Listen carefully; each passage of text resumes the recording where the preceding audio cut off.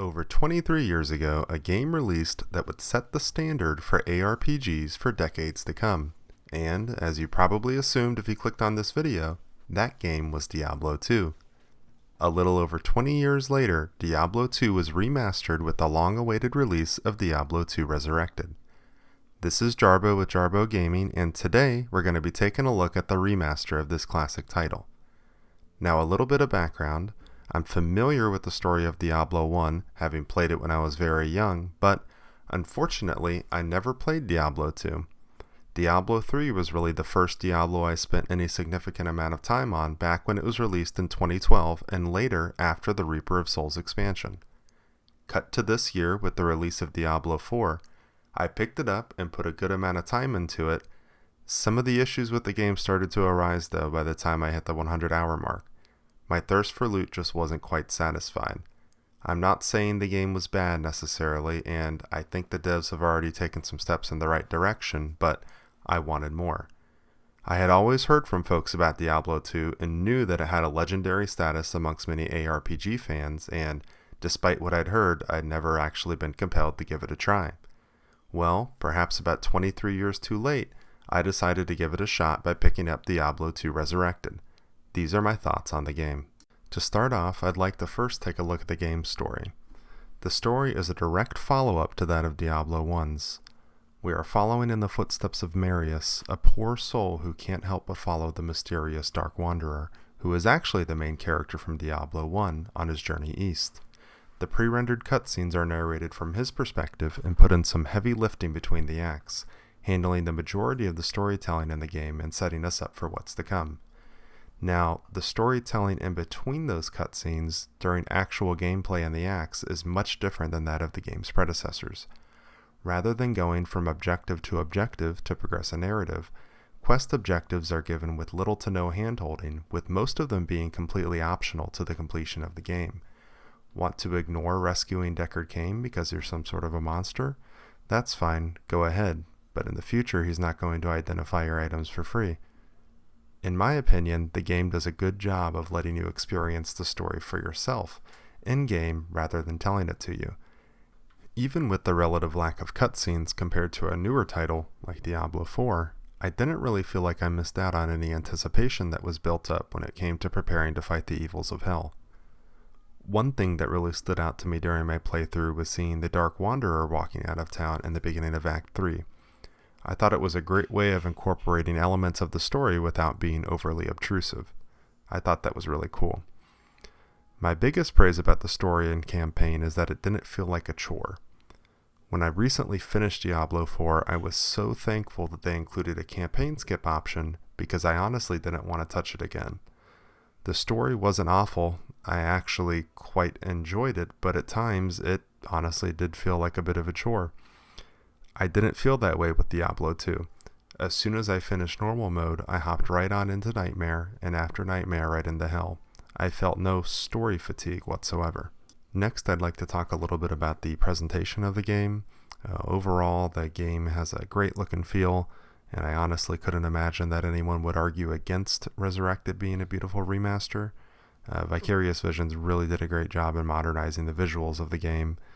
Spells are gorgeous, character models and the armor they equip look fantastic, and the bosses are just really spectacularly done, especially when you compare the old version with the remastered. Throughout my playthrough, I would occasionally, just toggle back and forth, and the difference in some areas with some effects was just mind-blowing. In my personal opinion, I think the game just flat out looks better than Diablo III in almost all areas, and it may even rival the looks of Diablo IV, although that may be a bit of a hot take, but it really does look good. The more backed out zoom is a really nice breath of fresh air compared to Diablo IV. Compared to Diablo 3, Diablo 3 zoom wasn't terrible, but I really like the zoom level in this one. It allowed me to engage enemies from a greater distance, which, as you can see in the footage, I was playing a ranged class, a cold sorceress, and also allowed me to plan approaching packs of enemies better. One thing I didn't expect to gain from the backed out camera was how it would interact with my character's light radius while inside dungeons. It really sort of added to that dark feeling of the game, especially while playing a squishier character. where getting charged by a pack of enemies could mean an almost instantaneous death. The visual change of my light radius in dark areas would just be so different compared to when I was in the overworld, and it really stood out when I was in those darker areas. And really, after playing D2, I honestly felt a bit spoiled with the zoom. And if I do go back and play Diablo 4, it might take a little bit of adjustment because the zoom is really a stark difference. I honestly hope this is something the D4 devs address in the future, because I really think it would improve the look and feel of that game. The map overlay, too, in this was also just a huge win. Not having to tab in and out of a map while you're navigating the world was just so great for gameplay. Next, I'd like to talk a little bit about just the overall combat and gameplay feel. And my experience as a caster here may sway my opinion a little bit on this section. I have a pretty limited knowledge of the game mechanics and systems, as I'm obviously a relatively new player. But with what I've picked up so far, I've learned that melee combat in the game is a completely different animal, and that attack ratings and your level compared to the monster level play a very heavy role in combat, with numbers being too low causing you to be put into situations where you can't hit enemies, or you very rarely hit enemies, but they can hit you without any issues. Since spells always hit enemies regardless of attack rating, I didn't really have to deal with this, but it may be something that I run into on future playthroughs, so maybe my opinion on this subject will change. Honestly, though, the combat was probably where I could see the game's age the most. Visually, thanks to the remaster, it was beautiful, but it just didn't quite have the same feeling as Diablo 3, Diablo 4, or other more modern ARPGs. Don't get me wrong, casting Blizzard onto huge packs of enemies and watching my XP bar slowly tick up as they all died almost instantaneously was satisfying at times, but I just couldn't quite feel the, impact of combat the same way I could in Diablo 3 or Diablo 4. I would just say the combat in those games to me did feel a little bit more satisfying, and maybe this was due to the spec that I was playing. I started off playing a Blizzard Sorc. Maybe this does feel different for other classes or specs, but even when I spec'd into Meteor to help deal with cold immunes in Hell, which I'm going to talk a little bit more about immunes later and how I felt about that, I still didn't quite get that same itch scratched for satisfaction in combat that I did. And, I don't know if my opinion is shared by other people who play this game today that have also come from more recent ARPGs, but that's just kind of how I felt about that. I wouldn't say that the combat was necessarily bad, but I do prefer that heavier feel of combat from some newer ARPG games. Another bit of a gripe I had with gameplay was the potion management. It felt a little bit clunky to me, particularly in the beginning of my playthrough. On my sorceress, having to manually pull potions from my inventory to my belt seemed a bit tedious at times. This did get a little bit better as I got belts that had more potion slots. It just sort of seemed like I was playing mana potion chugging simulator for a little while there, and I'm pretty sure this is seen across any mana intensive class. This is something that did get significantly better as the game went on, and I acquired items like Spirit, Insight. I did have a helm that I slotted with, I believe it was Tal. I may be wrong on that, but it gave me mana after each kill. But really, until I got Insight on my mercenary, I was really struggling with mana management. After I got Insight, it was a whole different story. But what would be really nice is if there would be a way to pull potions directly from inventory in a way similar to how controller players are able to. It just felt a little bit like an unnecessary chore, in my opinion. Next, I'd like to touch a little bit on skills and the skill tree and builds. The skill tree and the skills and the way that you build your character felt good to me. It was quite a bit different from how the later titles in the series felt and played. Where you have a skill or skills that generate your resource for you and a skill that spends that resource to deal damage. Not having to be shoehorned into a mana generator and mana spender made the game just feel better, in my opinion. It was, nice to be able to focus on building up my Blizzard and Meteor damage and letting my gear assist with resource generation instead of having to use another set of skills to do so. as I progressed through the game, I really got the feeling that my overall damage and character power increased dramatically as I went up in character level. The difference in damage between a level 1 Blizzard and a level 20 Blizzard was just absolutely unreal, and that's before you start stacking plus skills. I think by the end of my Hell playthrough, my Blizzard was at level 24, and that power fantasy of getting stronger as the game went on was really great. And honestly, dealing enough damage even through the end of Hell was never really a concern. And I think when you compare this to how leveling up skills feel in 3 or 4, it just again, the difference between how powerful my skills were in the beginning and how powerful they were in the end, it was huge, and it really felt like a significant difference, much more so than the later titles in the series. Also, being able to assign attribute points as I leveled up, put points in the strength, dex, vitality, energy. It really made me feel like I was in complete control of how my character was going to be ultimately built. Even as a sorceress, if I wanted to, I could invest additional points in the strength to wear, like heavier plate armor. And, I realized that ultimately there is sort of a meta, just like any game when it comes to resource, and, really most builds are just going to be equipping enough strength and dex to put on whatever gear they want, and the rest get sunk into vitality. But it did still feel nice to have, that option if I did want to mix things up a little bit. Also, looking through the various skills and bonuses on the skill tree, it really did feel like there were a lot of skills that could be builds completely on their own. After finishing the game, it left me, wanting to potentially try out some different builds, which, it's always a good thing for replayability.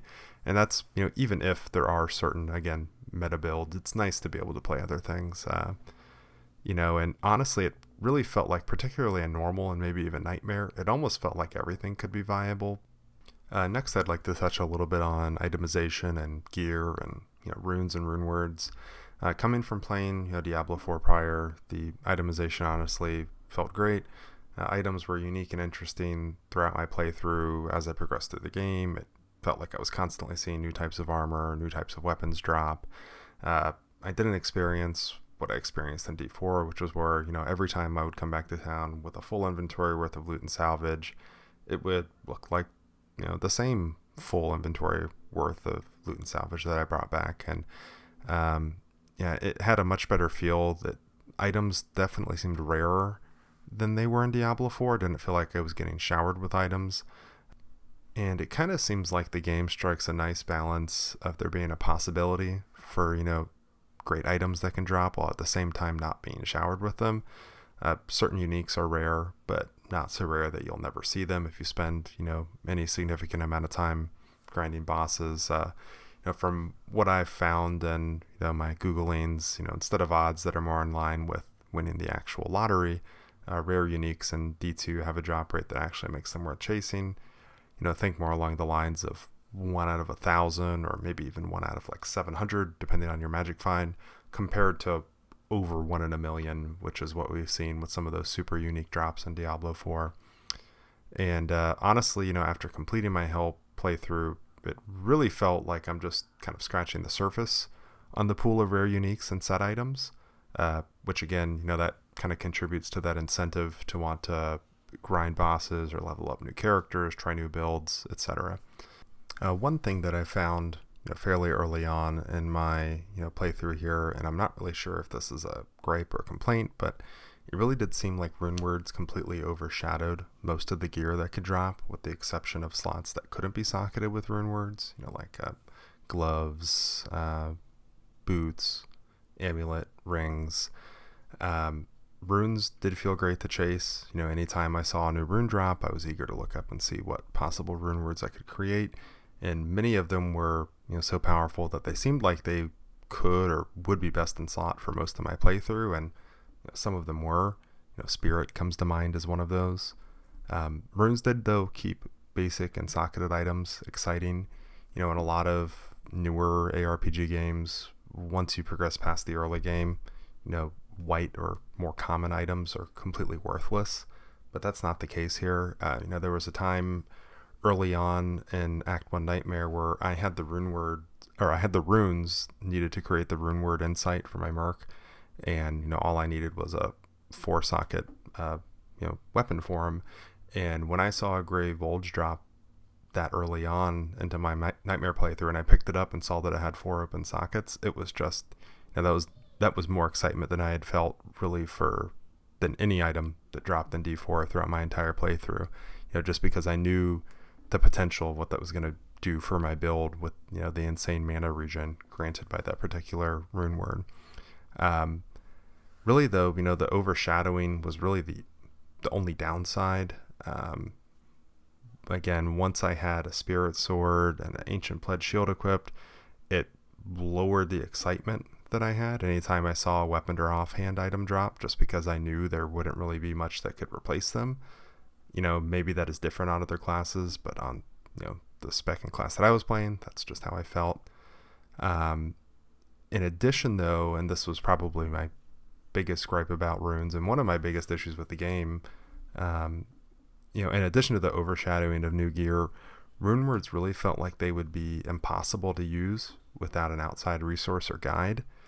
And it wasn't a big downside for myself during my playthrough just because I knew to expect this. But if you took a new player and they didn't know anything about runes or about rune words, I could see them just starting to socket them willy-nilly, not even understanding what rune words were.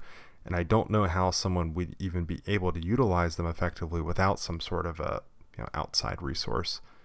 Maybe some sort of an in-game codex would be helpful here, but this did seem like something that could use improvement. Next, I'd like to talk a little bit about the difficulty of the game. I really felt like the difficulty curve of the game was pretty spot on. The beginning of normal, I actually felt pretty weak until I leveled up enough times to have skills invested to actually start dealing some real damage. Mana management was a bit of an issue, as I mentioned earlier. That was really a huge part of the game until I acquired Insight. And there was a bit of a learning curve related to gameplay mechanics, how certain enemy types work, boss mechanics, etc. First time I fought Diablo in normal, didn't realize that his little lightning attack that he did would essentially insta-kill me. So I died to that one time, but after that, boss mechanics were really not that challenging.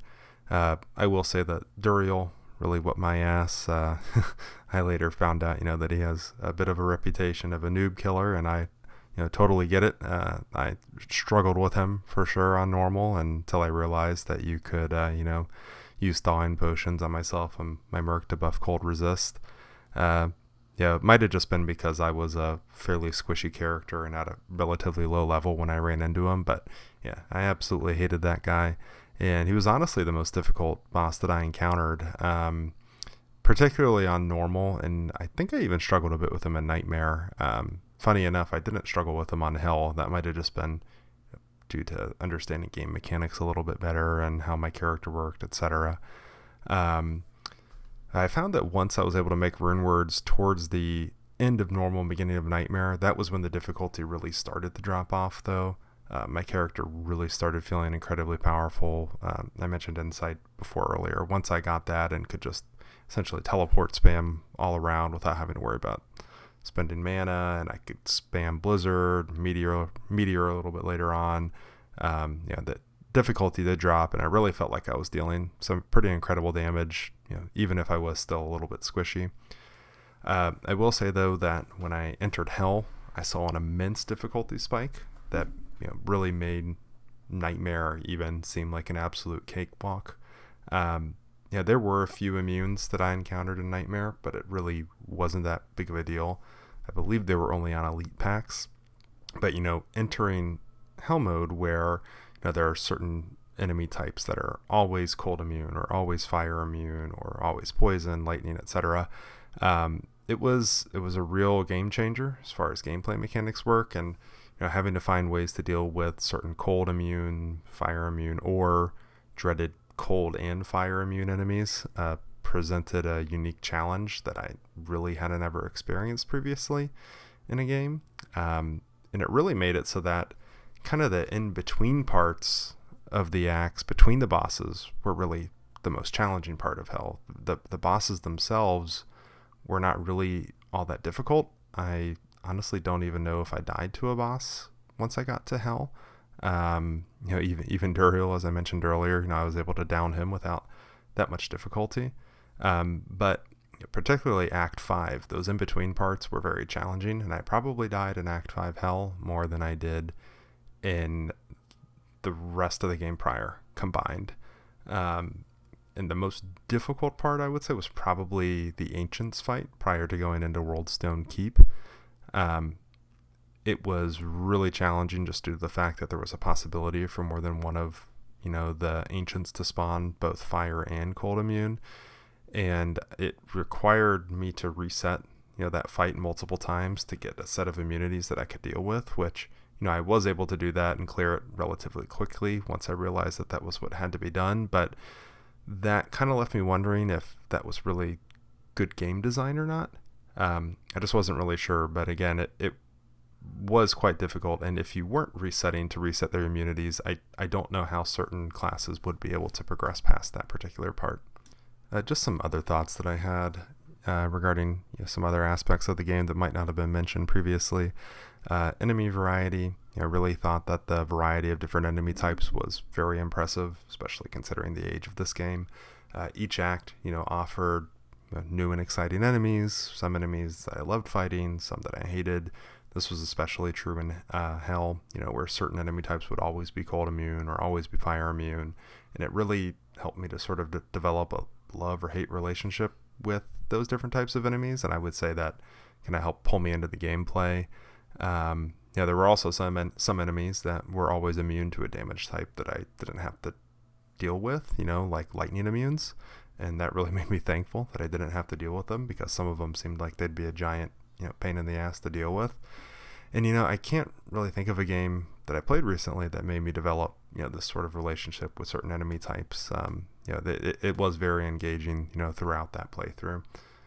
I also did notice that Act 4 seemed a little bit short, and I honestly expected a bit more of a build-up to the final confrontation with the game's namesake, and I really don't know what was going on here, but Act 4 just seemed incredibly short to me, and I don't know if this is a common sentiment that's shared among people who play this game, but I found that the settings in the game were absolutely fantastic. Each act had its own unique environment that was immediately identifiable. Each act truly felt unique in its own regard. Act 5 was particularly impressive to me. It just felt like a huge act in general that was almost the size of two previous acts combined, and the environments seen throughout the act were quite impressive.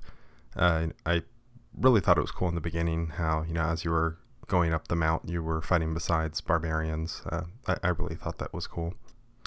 I would like to add, too, that I just did feel that the bosses were a little bit too easy. I realized this is a bit of an older game, so boss mechanics, on a 20-year-old ARPG may not necessarily be as impressive as they could be today.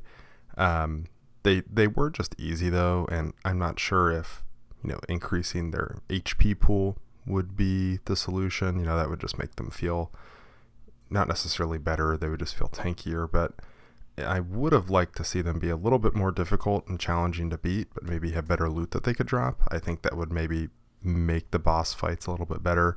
There were many times when I would beat the bosses, even if I was going back and say farming Nightmare Mephisto, where I would beat him and 2 blues and a yellow item would drop, not even a unique, just like a rare item. So seeing a little bit better loot from the bosses would be cool in my opinion. Some final thoughts on the game here. Overall, I would recommend Diablo II Resurrected, even to someone who is completely new to the ARPG genre, as long as that person understands that there may be some need to use outside resources to look up some information about the game, particularly regarding runes, and even maybe guides on how to build characters as you get into later difficulties. I don't know if it would be possible to beat the game on Hell difficulty without having any outside information at all. Again, just due to how big rune words were in the game. As far as a rating is concerned, I would probably give this game a solid 8 out of 10, maybe even an 8.5, which To me, that is a extremely impressive rating for a game that essentially, again, it's over 20 years old. Gameplay mechanics weren't changed in the remaster. There were a few quality of life changes, but really this game has stood the test of time. And what I experienced in my playthrough was really proof of that to me. I kind of regret that I didn't pick this game up and play it, a while ago. I feel like I've missed out on quite a few years of good, gaming that I could have. And it's exciting to see that Diablo II Resurrected isn't the only way to play this game. There's also a mod that I've become familiar with called Project Diablo that I'm probably going to be checking out in the future. And, there's just so much love and passion for this game after all these years.